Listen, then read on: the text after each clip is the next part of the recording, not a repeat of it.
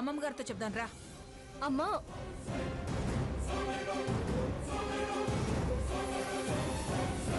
ఆగండి అక్కడ.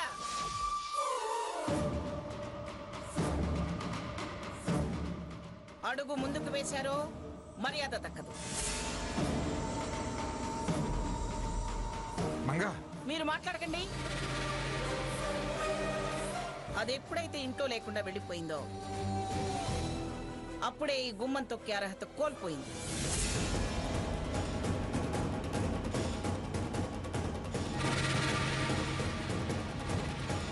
ఏం సావిత్రి, రాత్రంతా ఇంట్లో లేకుండా వెళ్ళిపోయిన ఆడపిల్లని సిగ్గు లేకుండా ఎలా అత్తారింటికి తీసుకొచ్చావు?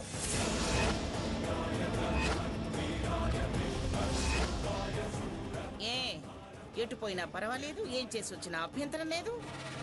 కన్న తీపి పేగు బంధం అనుకుంటే నీ ఇంట్లోనే అట్టి పెట్టుకో, నీ ఒళ్ళోనే పడుకో పెట్టుకుని జోల పాడుకో. వెళ్ళండి ఇక్కడి నుంచి.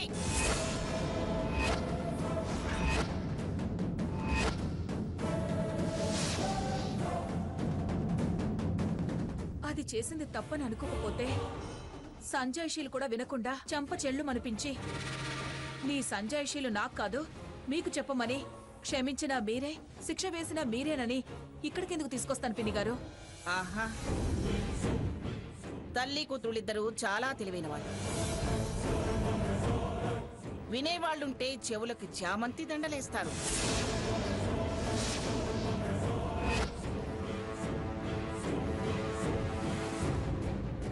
కళ్ళు మూసుకొనుంటే దిగబెట్టి రావచ్చు, కాదంటే మా మీద అదుగో మంగమ్మ గద్దించింది అని నింద వేయచ్చు.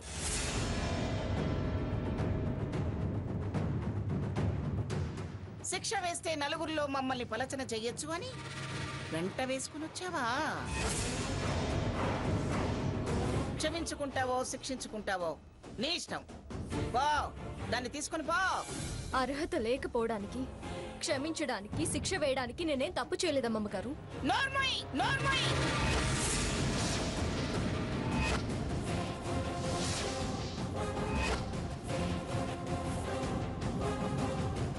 అయినా నీ శోభనాన్నే నువ్వు కాదనుకునేంత రాచకార్యం నువ్వేం వెలగబెట్టావే?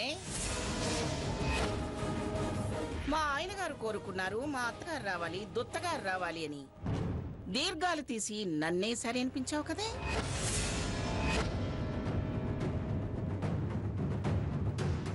ఏదే ఏదే నీ అత్త? అఖండ దీపం పెట్టి ఆటోలో దాన్ని తీసుకొస్తానని వెళ్ళావుగా.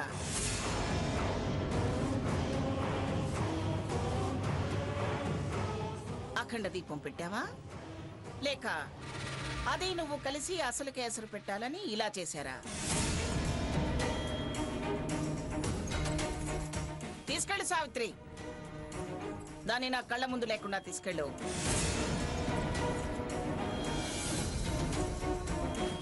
ఏం గూడు పుటాని చేశారే? ఏ ధైర్యంతో అర్హత ఉన్న దానిలా మాట్లాడుతున్నావు? కొంచెం కాకపోతే కొంచెమైనా సిగ్గు లేకుండా మాట్లాడుతున్నావు.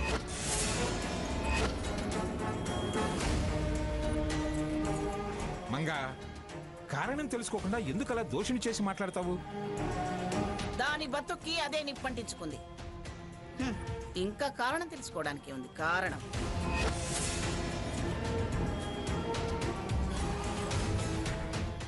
వినడం మొదలు పెడితే ఇలా కాశీ మజిలీ కథలు చాలా చెబుతారు వీళ్ళు. అది భర్తతో బతుకు పంచుకోవలసిన రోజే లేకుండా పోతే ఏమనుకోవాలో నువ్వే చెప్పు.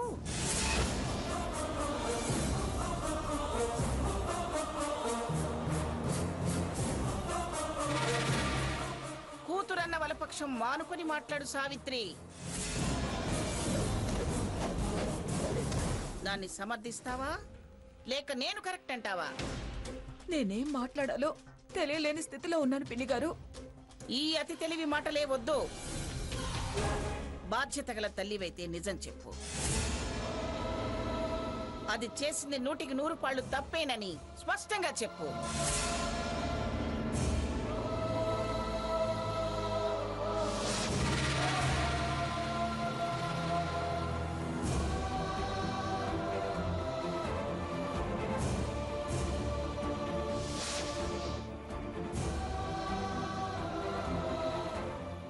ఏడు పాపి మాట్లాడు. అవునా కాదా తేల్చి చెప్పండి. చూడండి అమ్మమ్మగారు, దయచేసి అలా మాట్లాడకండి. నేను ఇంటికి రాకపోవడం తప్పు కావచ్చు, తప్పనిసరి రాలేకపోయానే కానీ నేనేం తప్పు చేయలేదు.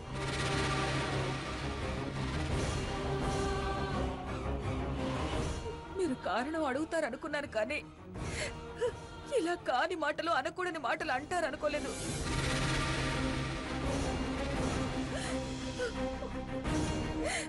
అది తప్పు చేసేదే అయితే అక్కడే దాన్ని నరికి పోగులు పెట్టేదాన్ని.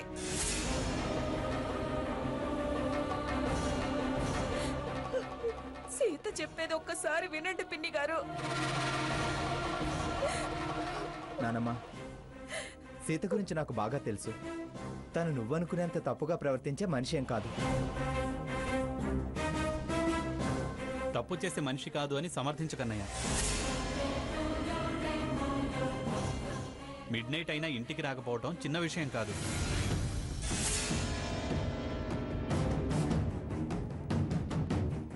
ఇప్పుడు సమర్థిస్తే జీవితకాలం నువ్వు మనశ్శాంతితో బతకలేవు.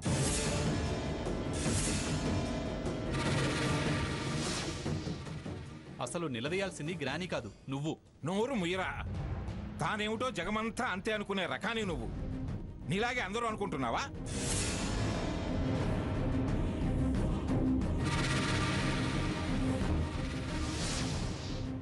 మావయ్య గారు, వాడు కరెక్ట్ గానే మాట్లాడుతున్నాడు. తప్పు చేసిన వాళ్ళని వదిలేసి వాడిని అంటారే. అయినా కాకమ్మ కథలు చెప్పేవాళ్ళని వదిలేసి ఎప్పుడు వాడి వెనకాలే పడతారే. ఆ బుద్ధి లేక.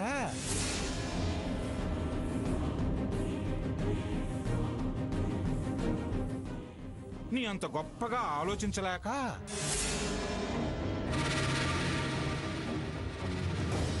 అసలు విషయం వదిలేసి మధ్యలో మీ పంచాయతీలేమిటి? సావిత్రి, పోయింది. నీ కూతురు మీద, దాని మంచితనం మీద నమ్మకం పూర్తిగా పోయింది. ఏమిటే పోయేది? వీడు మరో అమ్మాయితో నిశ్చితార్థం దాకా పోతే పోని నమ్మకం. నేను రాకపోవడం తప్పే, కానీ తప్పు చేయలేదు అంటే పోయిందా?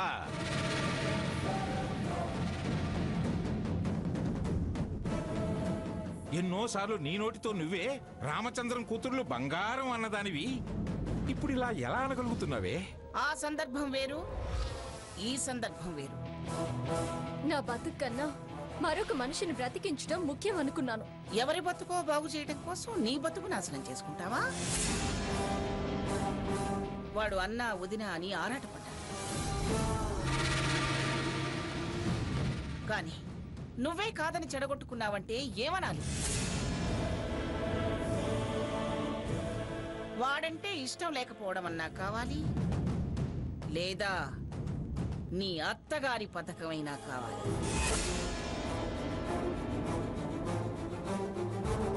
ఆ రెండు కాకపోతే నీ బుద్ధి చెడైనా ఉండాలి.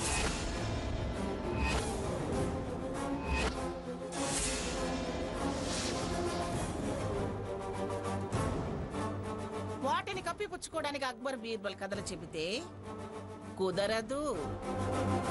నమ్మడానికి మేమేం వెర్రివాళ్ళం కాదు. ఒక ప్రాణం కాపాడడం కోసం ఆగాను అంటే కథలు అంటున్నారంట అమ్మగారు. నువ్వు 100 సార్లు చెప్పినా ఆ అబద్ధాన్ని నిజం చేయలేవు.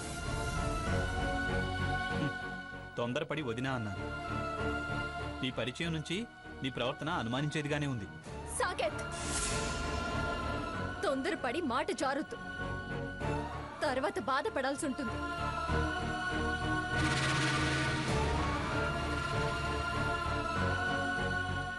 రఘురామ్, ఎవరేమన్నా భరిస్తాను, కానీ నువ్వు మాట్లాడు. లేకపోతే వాళ్ళ మాటలు నిజమవుతాయి, నాది అబద్ధం అవుతుంది. మాట్లాడు రఘురామ్, మాట్లాడు.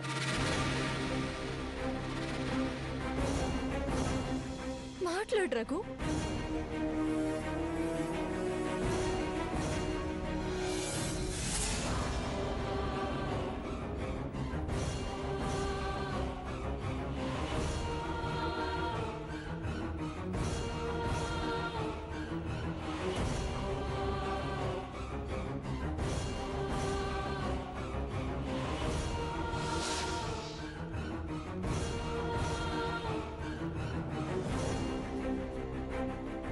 నానమ్మ, సీత చెప్పేది నిజమే. తన్ని క్షమించు.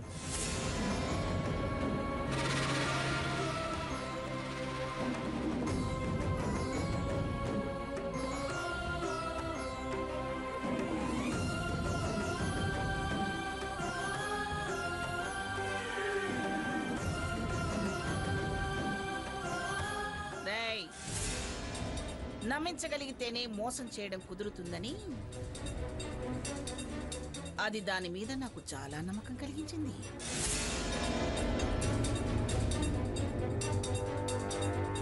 మీరొకటి కావడం కన్నా నాకు ఏది ముఖ్యం కాదురా.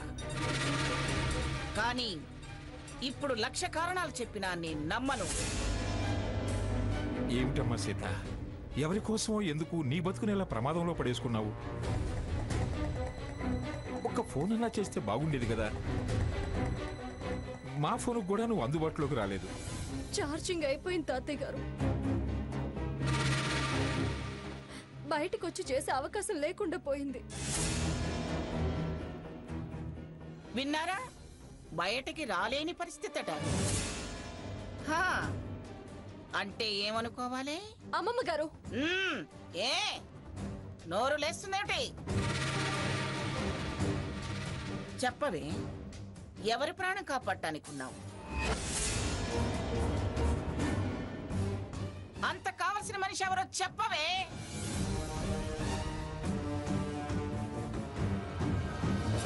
పౌరుషంగా రంకెలేయటం కాదు, చెప్పవే. ఎవరి కోసం ఉన్నావు? ఎందుకున్నావు? ఉండి ఏం చేశావు?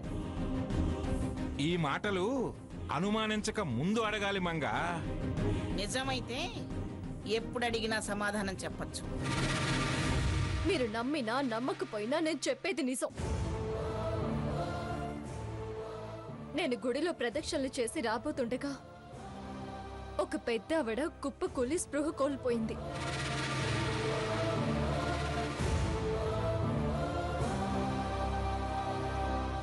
నా ప్రాణం విలవిల్లాడింది. వెంటనే హాస్పిటల్కి తీసుకువెళ్ళాను. ఆవిడ గురించి వాళ్ళకి వివరాలు అందించే అవకాశం ఏది లేకుండా పోయింది. ఆ సమయంలో నేను బ్లడ్ ఇస్తూ ఉన్నాను కాబట్టి నేను ఇంటికి ఫోన్ చేయలేకపోయాను.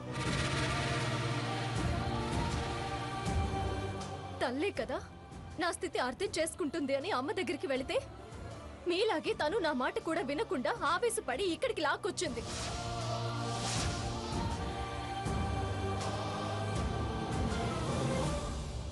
లేదు సీత, నువ్వు చెప్పే కారణం నమ్మశక్యంగా లేదు. గుళ్ళో నువ్వు తప్ప ఇంకెవరూ లేరా? అంత ప్రమాదం జరిగితే జనమంతా గుమ్ముగూడరా? వాళ్ళలో ఎవరో ఒకరికి ఆ బాధ్యత అప్పగించి నువ్వు రావచ్చుగా. నీ బ్రతుకు పండే రోజునే పణంగా పెట్టాల్సిన అవసరం ఏమొచ్చింది?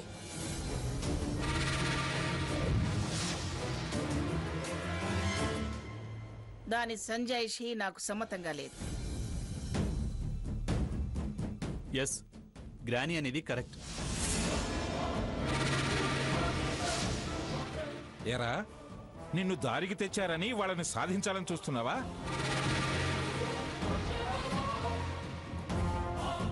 ఒకళ్ళని దారికి తెస్తే వీళ్ళు దారి తప్పొచ్చా? లక్ష్మి, సాటి ఆడదానివి. నీ సవతి మీద నీకు కోపం ఉండొచ్చు. తనని సీత వచ్చేలా చేసిందని వాడిలాగా నువ్వు తప్పుపట్టడం తప్పు. మంగా, వాళ్ళు ఆలుమగలు. వాళ్ళ నమ్మకాల్లో హెచ్చుతగ్గులు రానివ్వకు. ఇంతకాలం సీత ఏమిటో తెలిసిందానివి. ఒక్క పూటని తప్పుగా అర్థం చేసుకుని ముందు ముందు గడవలసిన చాలా ఏళ్లని అపనమ్మకాలతో వృధా చేసుకునేలా చేయకు మంగా.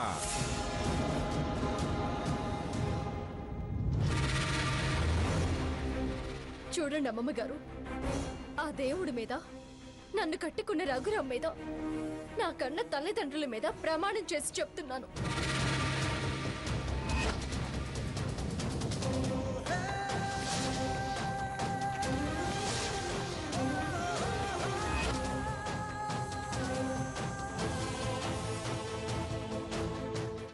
నేనే తప్పు చేయలేదు.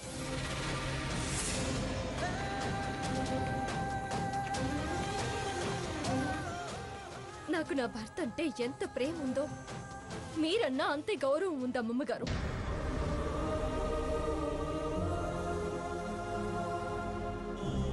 ఒక్కసారి ఒక్క నిమిషం ఒక్క విషయం ఆలోచించండి.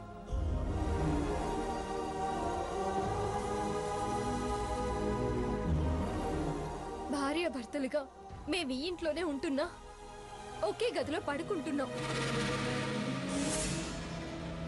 భర్తగా తనకు అధికారం ఉంది, భార్యగా చనువు ఉంది, కాదనలేని పరిస్థితి కూడా ఉంది. కానీ మేమెప్పుడూ హద్దు దాటలేదు.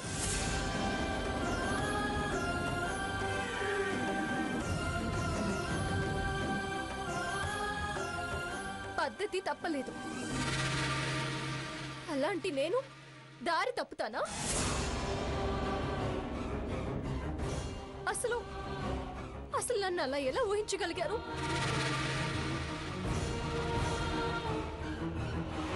మీకింకా నమ్మకం కలగకపోతే నాతో రండి.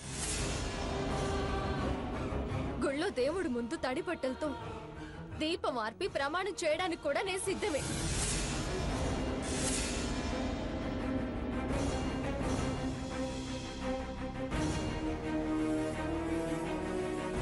సర్లే, ఇక చాలు. చేసిన ప్రమాణాలు ఇక చాలు. సీత, ఘనంగా అన్ని ఏర్పాట్లు చేసుకున్న తర్వాత నువ్వు లేవని కంగారు పడ్డా. నిన్ను చూడగానే ఆవేశం ఆపుకోలేక అనేశాను.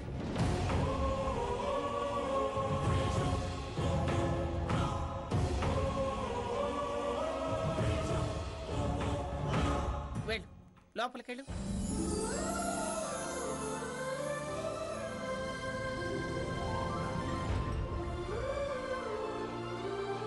పిన్ని గారు, మీ మనసు చాలా గొప్పది. నా మనసు కాదు, కొంతమంది మనుషుల మీద ఉన్న నమ్మకం గొప్పది.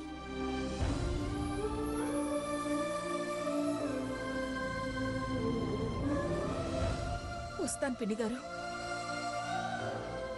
సీత, వెళ్దాం పద.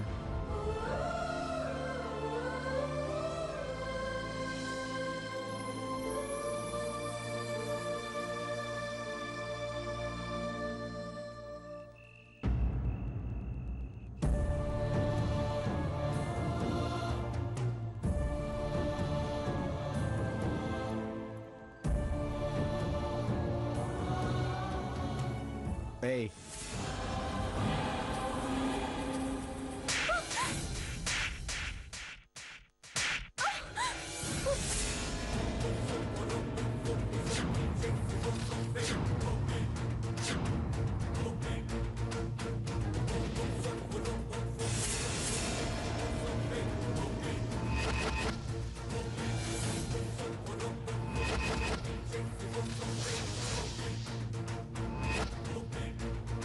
ఎందుకు నలుగురిలో నీ మీద చేయి చేసుకుని నా మీద ఉన్న మంచి అభిప్రాయం పోగొట్టుకోకూడదని ఆగాను.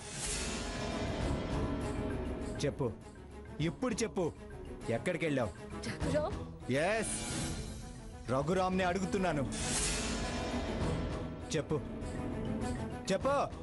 నువ్వు కూడా నన్ను అనుమానిస్తున్నావా? ఏ, ఎందుకు అనుమానించకూడదు?